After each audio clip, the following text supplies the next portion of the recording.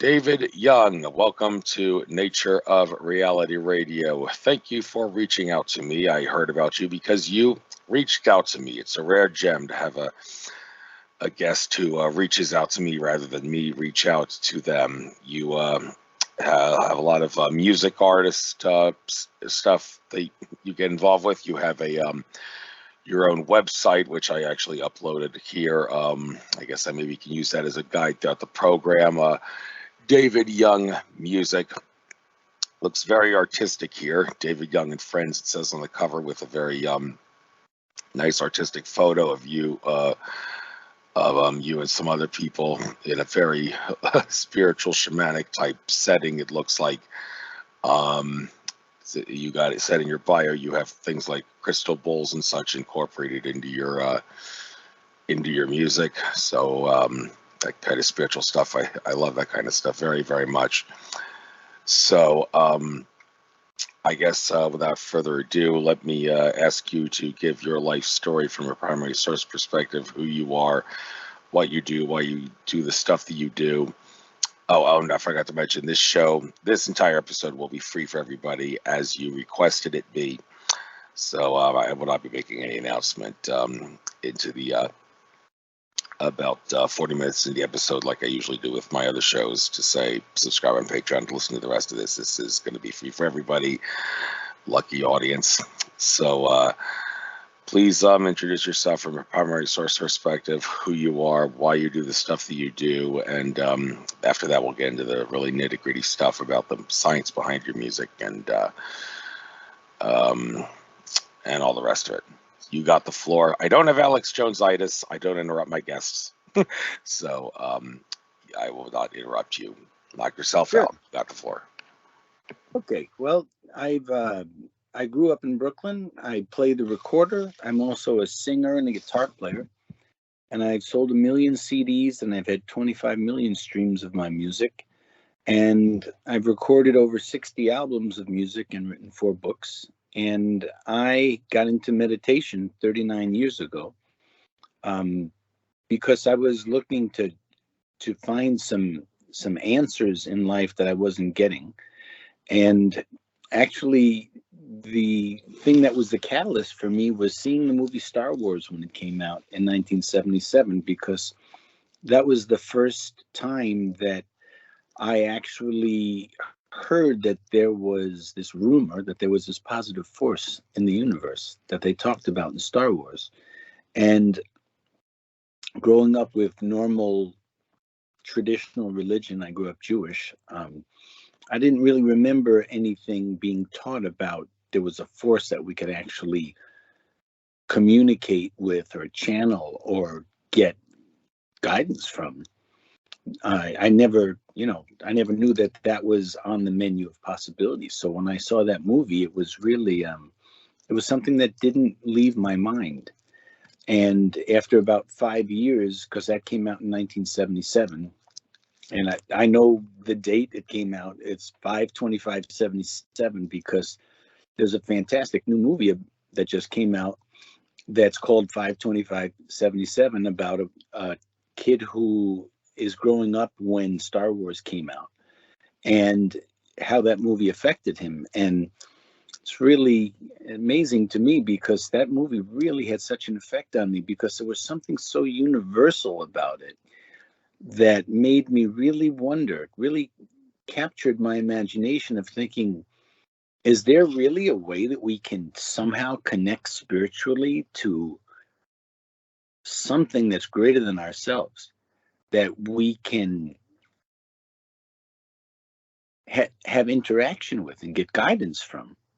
You know, the way Luke Skywalker got guidance from, from the Force. And the whole idea that there was actually a positive force in the universe, that was something that really got into my imagination, and it didn't go away until I started to meditate about 5 years later. And then once I started to meditate, it really had an influence on my life, because when we meditate, we're connecting with our divine self, with our higher self, with our soul. And as we start to receive information and guidance, we're also receiving different levels of inner peace as we're meditating. And I found that it was a real beneficial thing for me to do in my life that really took me out of whatever the mundane part of the world felt like it was. And it gave me a chance to go inward and explore spiritually what was possible.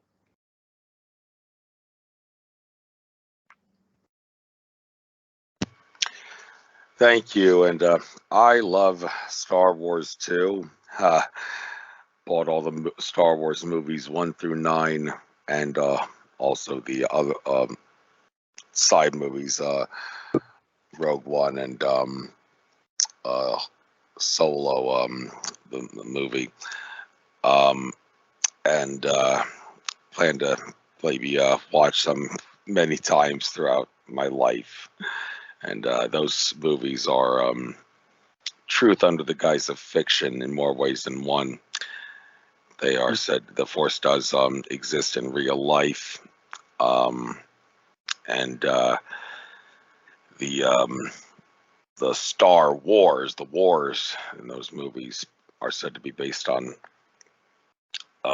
real life wars that happened a long time ago in a galaxy far, far away, known as the Orion Wars. That very similar to the plot outlined in the movie. And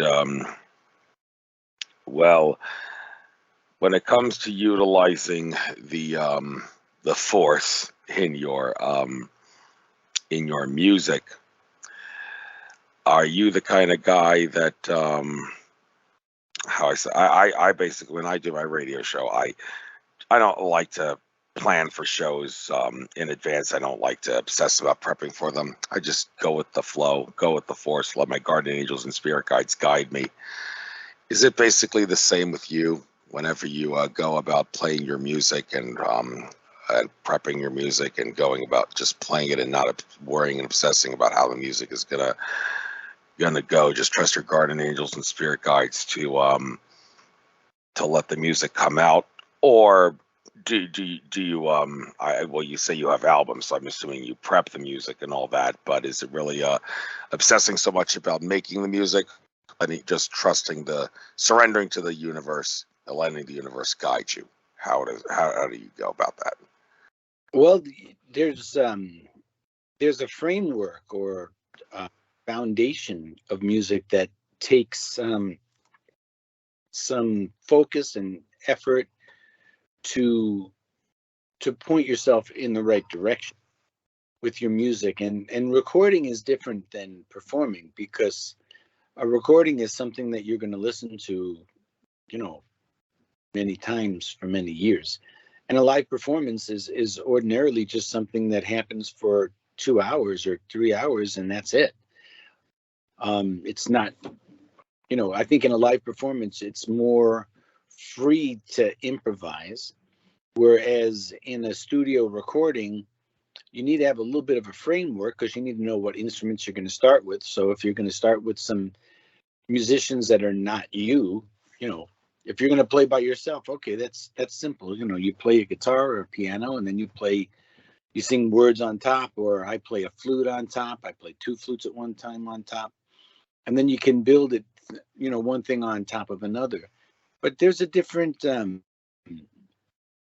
there's a time to improvise for sure. And then there's also a time when you write something that's a powerful piece, and that you use that as the foundation of an improvisation. Mm-hmm. Cool. I see you have a Facebook page, David Young page. I just went to that and liked it. Hope that makes you feel special. And looking at your website here, you've got a whole, I'll give you the opportunity to make a sales pitch out of this program by all means. You have vocal albums, meditation albums, mantra music, books and audiobooks, rock albums, and Christmas albums. Okay, how about that? So I guess, oh, and also the products, healing discs and art lanterns. Let's start with these products here, the healing products. Now, the healing disc, I had a disc of my own, a tachyon disc that I bought off one of my, I believe it was one of my previous guests who offered offered to let me buy it maybe at a discount prices. So thank you for coming on the show. I bought the tachyon disc.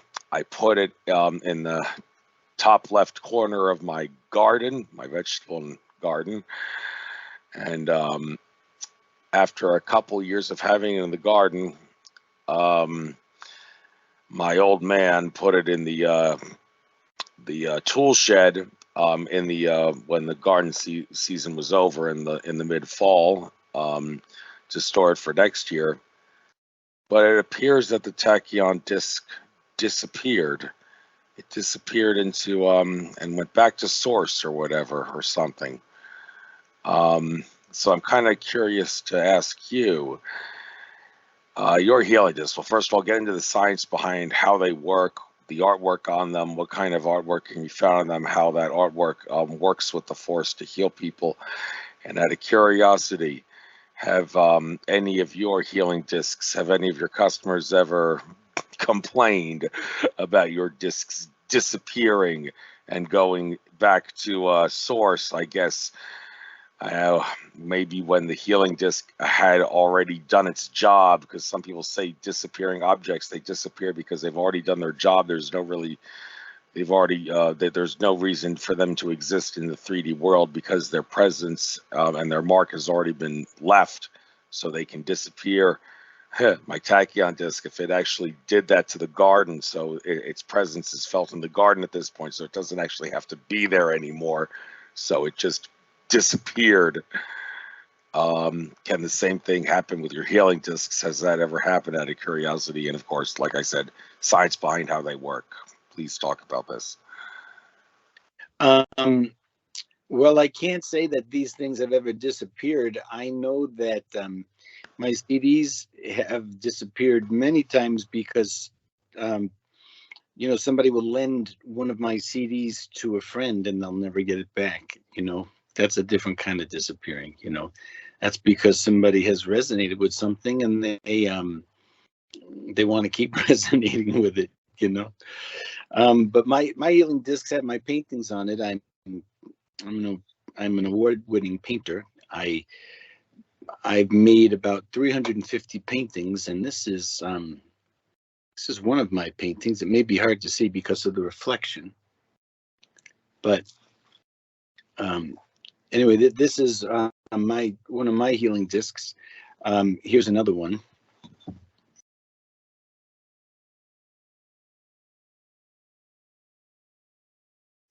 Yeah, I can see it. I can see it. Reflection's not that bad. So each one of the discs, these are the prototypes, but on the other side of the disc, there's a QR code and there's a message, some kind of a positive message that somebody can meditate on while they're looking at the disc. And it's like a reminder. And the QR code also has 2 songs of my music, one instrumental song with my flute music on it, and one vocal song. So it's a really immersive kind of experience where you get to look at the colors and think of the meaning behind the painting and the piece, as well as hear some music that has vibrational energy that's simpatico with the artwork.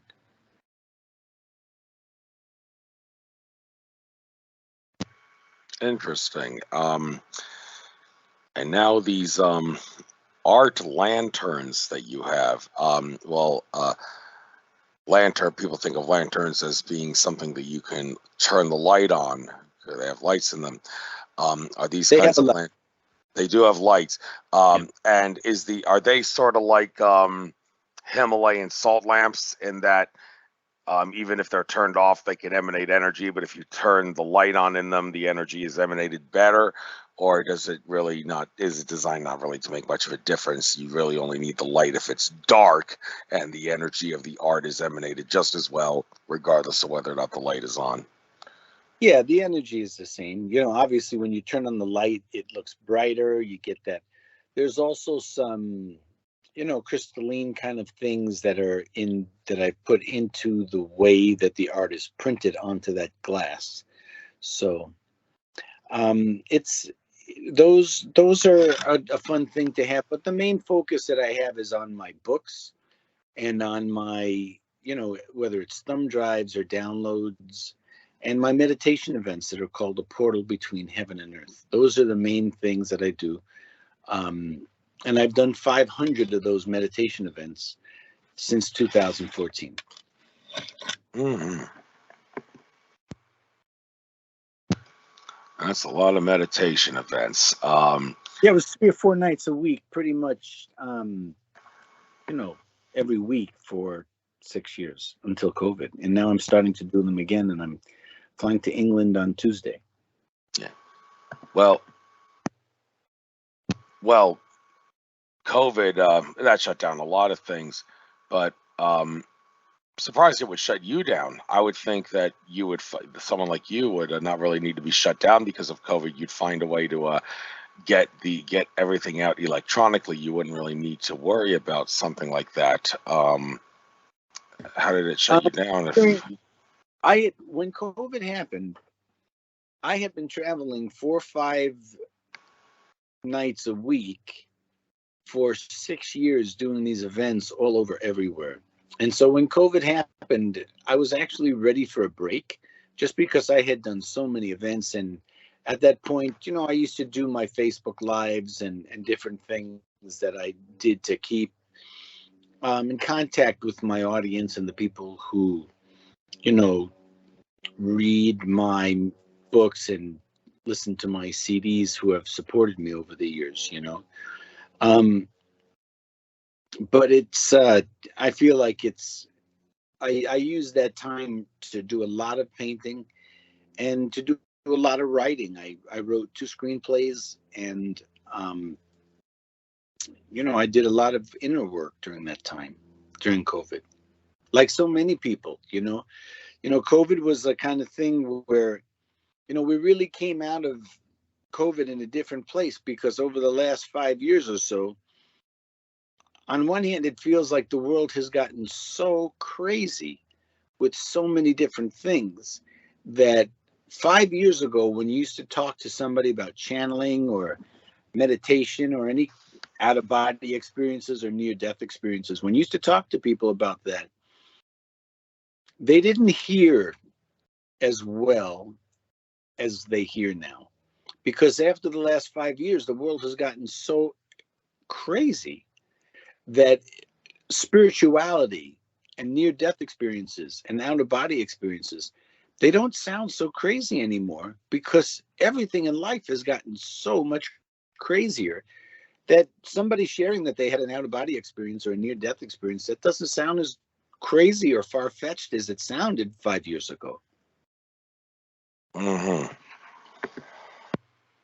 That's one of the reasons why I made the Love Wins, is because during COVID, I was wanting to create some things that would put a smile on my own face and put a smile on people's faces, something that would be positive, that would be a hopeful message, that would give people the idea that, we're going to survive this thing, and we're going to be stronger when the thing is over.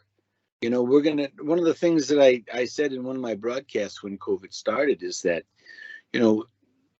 this thing is not going to last forever. We know it's a really serious thing, but you can be sure that if this thing takes a year or 2 to go away, in that year or 2, our spiritual muscles are going to be much stronger than they were at first, before COVID, because, we had to develop inner strength to survive so many of the things that have happened over the last couple of years. It's people had to look deeper, because You know, a lot of times people were stuck living with family or in situations where it was challenging for them, and so it took spiritual resonance to survive those things. You know, it's it's been so challenging for so many people.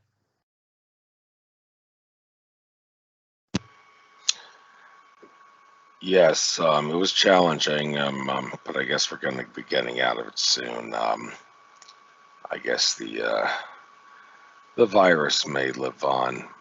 Well, viruses aren't technically alive, but you get my drift. But the pandemic, in the sense, is not really a pandemic anymore, so that's great. Um, Now, these songs that you've got, let's start with the love song albums. Beautiful in Love Wins. Timeless. What? The name of the album is called Love Wins. Yes. And yes, of course, love wins because infinite love is the only truth. Everything else is illusion. So, of course, it wins to inspire love and romance. Now, the romance part, um, I can't help but ask because I'm uh, I'm still trying to find my dream girl, and I hope I find her soon. I want to find her naturally. You don't really want to use a website like Plenty of Fish or eHarmony to find my dream girl. I want it to be a natural relationship. Out of curiosity, with listening to the kind of love songs you got, Well, would it? those songs on Love Wins, they are not love songs for a man to a woman or somebody to their partner. These are songs about equality and about finding the goodness in life and finding things that bring you peace and inner harmony. Though, you know, that's the love that I'm talking about in this album. It's not a romantic album with a bunch of love songs like that.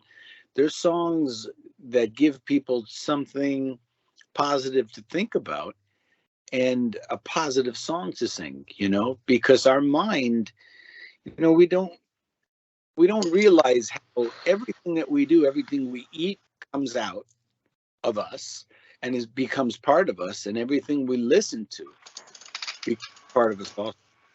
And so, you know, the music that we listen to, if somebody's listening to a song that has a message that's a really, really depressing message, that's not going to really help that person, you know, have a better day listening to something that's going to just bum them out.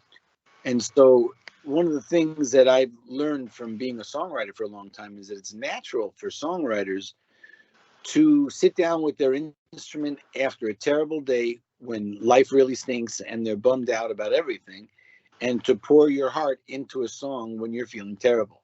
That's that's the way most songs are written. But I wanted to have songs that were written from a place of some hopeful message, not about how messed up and depressing everything is, but how can I change my attitude, or how can I look at life in a way, in a more positive way, where I can lift myself with the music as well as uplifting other people. You know, there's one of the songs on the album is called "Every Day Only the Good Comes My Way," and it's got a little bit of a reggae beat. It's fun, you know. Everybody always gets up and moves and grooves to it. And I wrote that song on one of the worst days in 2015 when everything was going wrong. And I was thinking, wow, I got to turn this around. I got to do something to to to make my day better, because it was really, really a terrible day. And I started saying to myself, you know, every day only the good's going to come my way. That's it. Every day only the good comes my way. And I kept thinking it to myself, you know, and as I was driving, I eventually started to go, every day only the good comes my way. Yeah, yeah. Dun, dun, dun. Every day. Dun, dun. Only the good comes my way. Yeah, yeah, yeah. And that's where that song was born. And you know, we put a fun reggae beat to it. And now it's something that You know, it's kind of like, "Don't worry, be happy."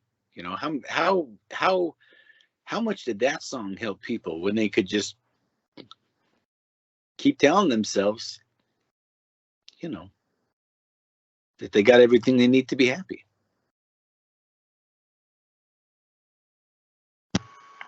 Indeed. Now, another couple albums here. You have Christmas albums. I presume those save them for that time of year.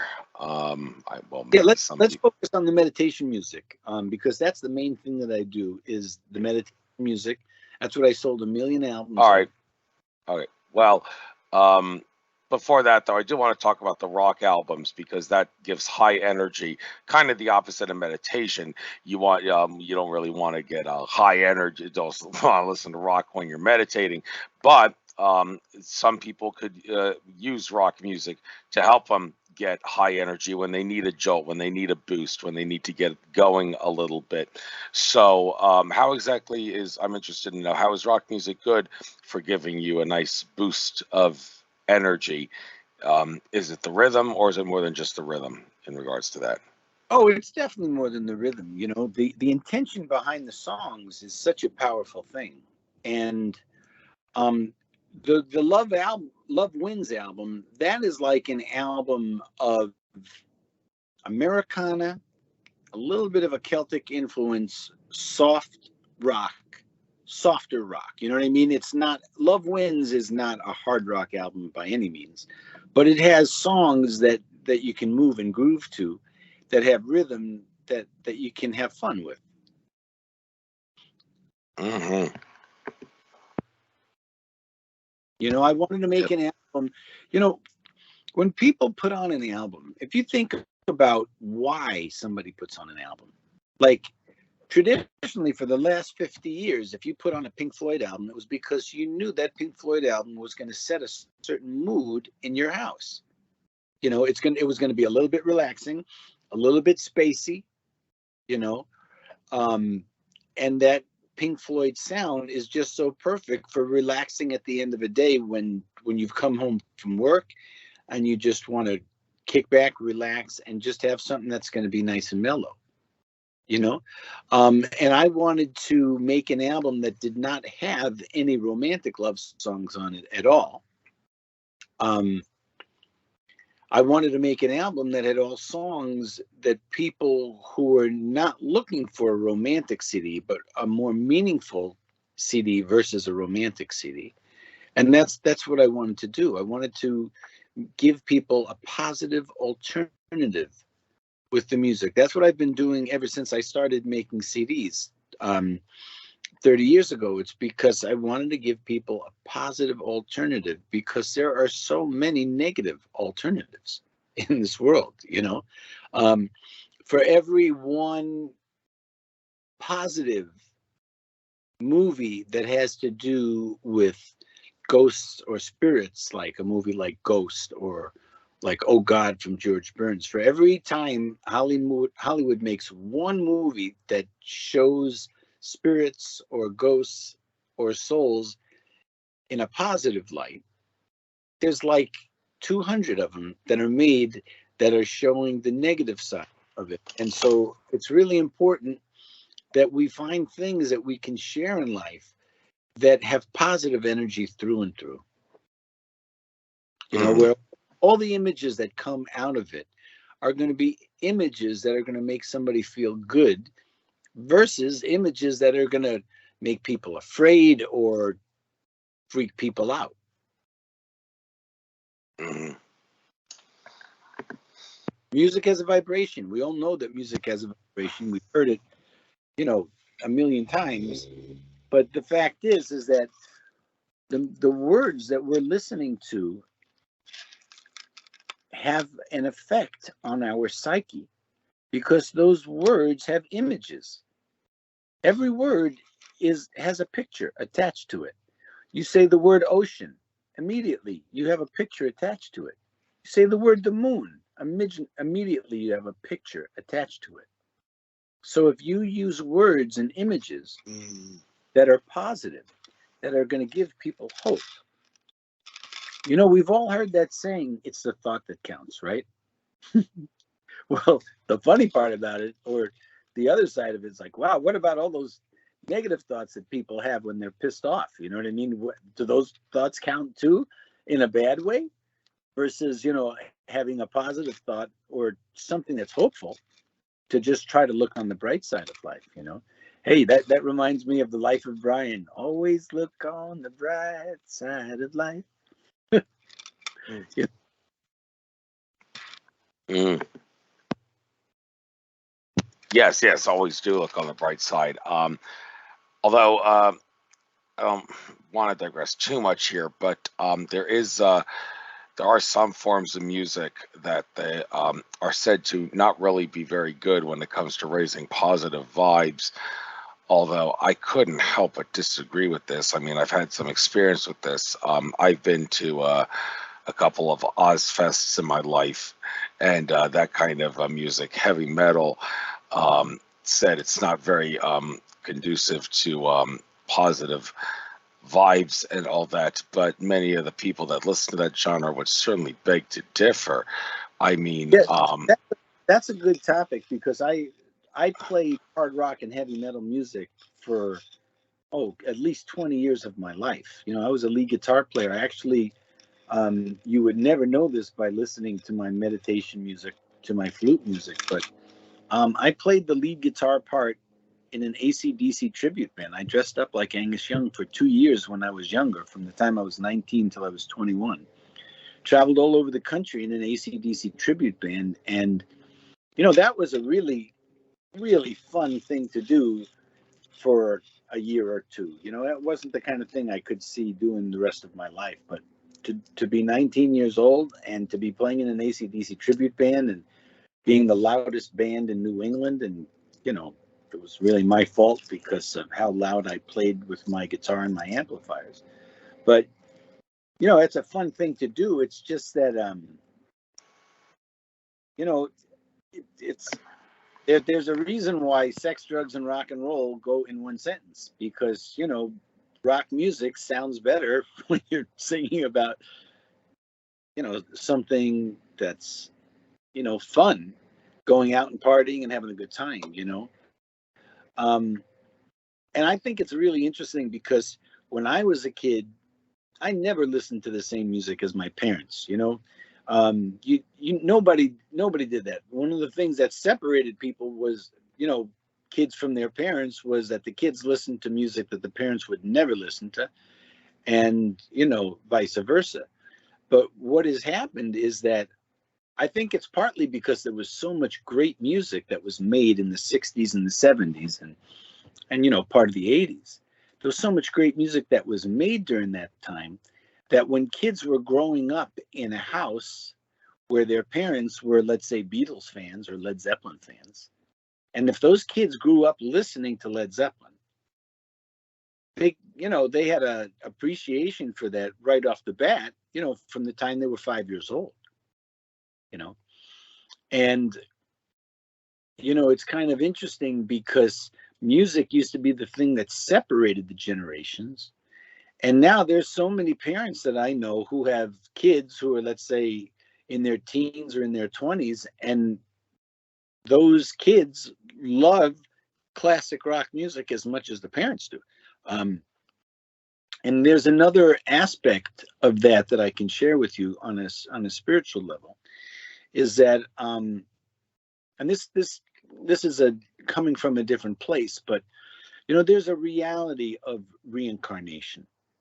You know, there's people who don't believe in reincarnation, but if you open your eyes and if you read books about near-death experiences, about people who have had a near-death experience, there are so many people who, during one of those experiences, have a past life experience, where they have a past life regression, where they see themselves in another period of time, you know. And the reason why I bring this up is because there are so many people who were alive in the 60s and the 70s and who died or transitioned. Transition is a much friendlier word than died, because it really is a transition that we make from this physical universe where we have cells and atoms and molecules to the heavenly universe that is made out of light. And there are so many people who died in the 60s or 70s who reincarnated 20, 25 years later in the 90s or that approximate time, and now are in their early 20s. And there are so many of these people who have such a resonance with the great music from the 60s and the 70s. And on one hand, you would think, well, how is that even possible? These people weren't even born when those albums were made. Well, in their life previous to this lifetime, they were born and they were alive and they loved those songs and they loved that music back then in their last lifetime.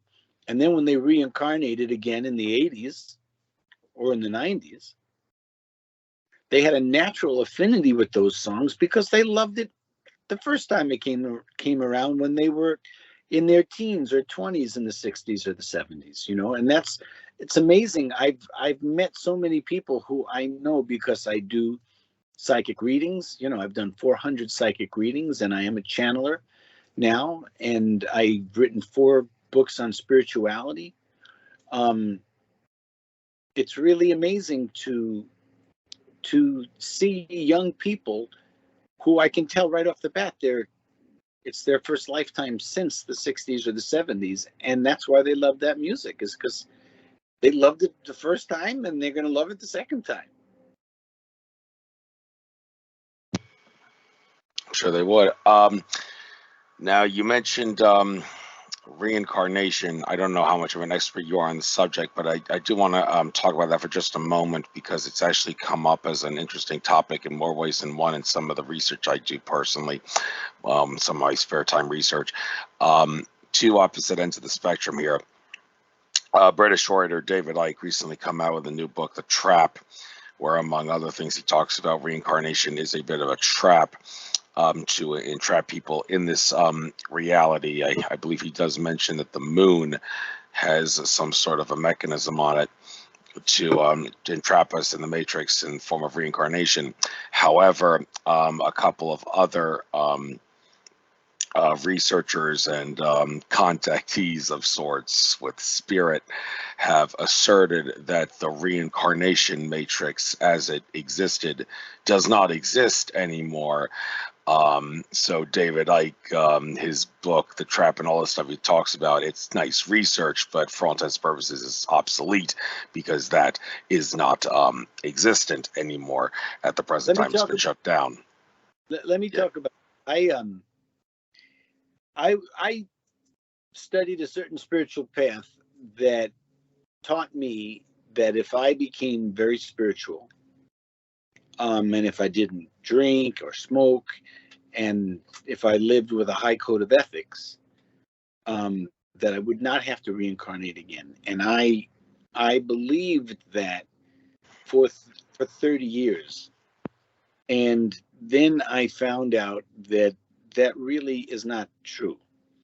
And the reason why that's not true is because we are living right now in what's called the age of ascension. This is a time where humanity, even though there's all kinds of crazy stuff going on out in the world, but there's never been so many people on this planet who are actively meditating and pursuing their spiritual path in life. You know, I call it the Oprah generation, because if you think, there's 50 million Americans right now that are meditating or doing yoga once or twice a week. And yoga and meditation is a spiritual practice that really helps us uplift ourselves, uplift the planet, and be more elevated in every possible way. And when we're actively pursuing our spiritual path in life, then we're learning how to listen to our intuition. And our intuition is the biggest gift that we've been given from the Creator. Because if you would go back, let's just say 1,000 years ago, if you were somebody living 1,000 years ago and you left your little village to go out hunting, if you did not listen to your intuition, you were not going to be catching any food. You were going to be becoming food for an animal. So listening to your intuition back when survival was in a whole different level of reality than what we have right now, because fortunately now we have cars and houses that protect us, and we have all of these things in this lifestyle of the 2020s that we have been enjoying the protection of.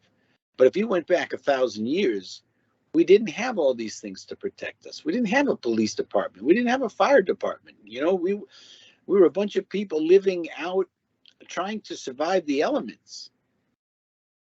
And so learning to listen to your intuition 1,000 years ago was mandatory. It was crucial. If you didn't listen to your intuition, you weren't going to live.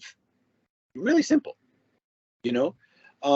So every person was taught by their dad or their grandfather or their grandmother how important it was to listen, to tune in, and to ask for guidance, because that would make the difference between life and death. Because if you didn't listen to your intuition and you went to the wrong place when you went out into the woods, that was it. You were on to the heavenly kingdom until you got reincarnated again. So it's really important that people focus on the importance of meditation, because meditation is your lifeline to not only survival, but meditation is your lifeline to a really magical life. Because as we learn to listen to our intuition, we're going to be guided to do things that are not logical. And it's important to learn when to listen to logic and learn when not to listen to logic. Okay? Because, Albert Einstein was respected as being, a super intelligent guy. And he said that the most important thing that we had was our imagination. Because with our imagination, we can find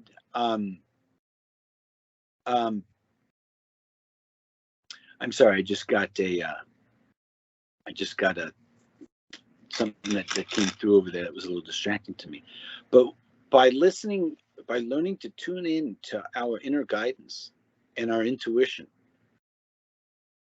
we learn that logic does not win the game all the time. Okay.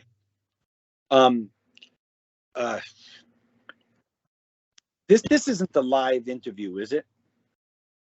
No, it's not live. You went off camera though, and you actually did about 45 seconds ago as well.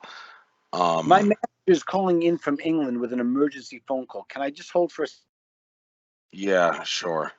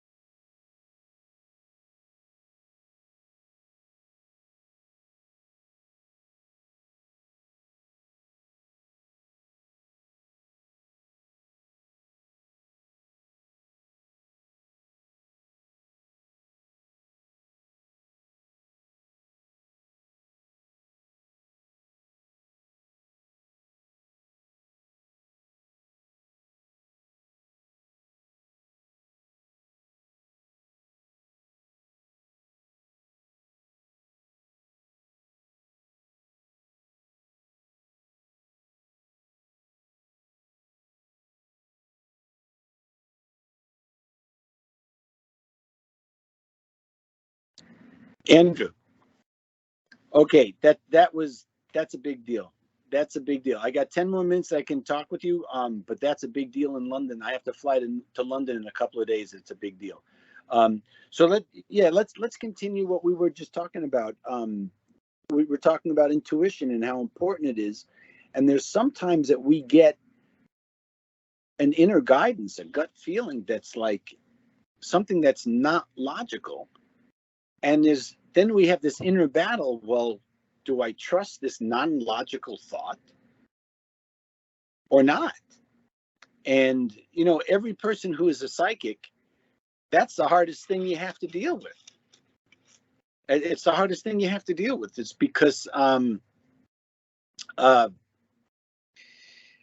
you have to learn to trust something that is going out of your realm of understanding.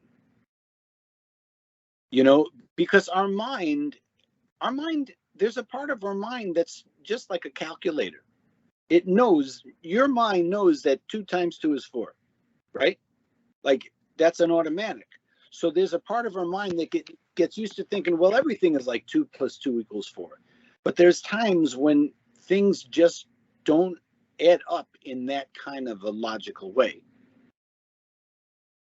You know what I'm saying? There's times that we get, as any psychic knows, that when you're doing a reading for somebody, if you get something that sounds crazy, that you're in a position where, am I really going to tell this client this thing that sounds so crazy? And I guess the last story I'll tell you today is that a friend of mine from Canada, Chief White Eagle, he's a Native American elder, and he's been doing readings for so many years for people.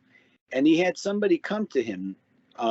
This woman was married to her husband for 25 years. They were happy every day. Everything was just great. And the woman was given her mother-in-law's ring, her husband's mom's wedding ring. And shortly after that, the mom died, and the woman lost the ring, and the woman was accusing her sister-in-law, her brother's sister, that she stole the grandma's ring. And this created such a problem in their family. They were getting ready to get divorced after 25 amazing years together. And so she was desperate, and so she went to Chief White Eagle, and she told the situation to Chief White Eagle. And he closes his eyes, and when he opens up his eyes, he has a message. And he says, "Ma'am, I have a message for you that I know you're not going to like, but this is the clear message that I'm getting to give to you." And he said, "Do you have a little coffee tin in one of your cupboards in your kitchen?" She says, "Yeah." And he says, "Well, I want you to take a coffee tin and a big soup spoon into your backyard, and I want you to fill the coffee tin with the dirt from your backyard with your spoon."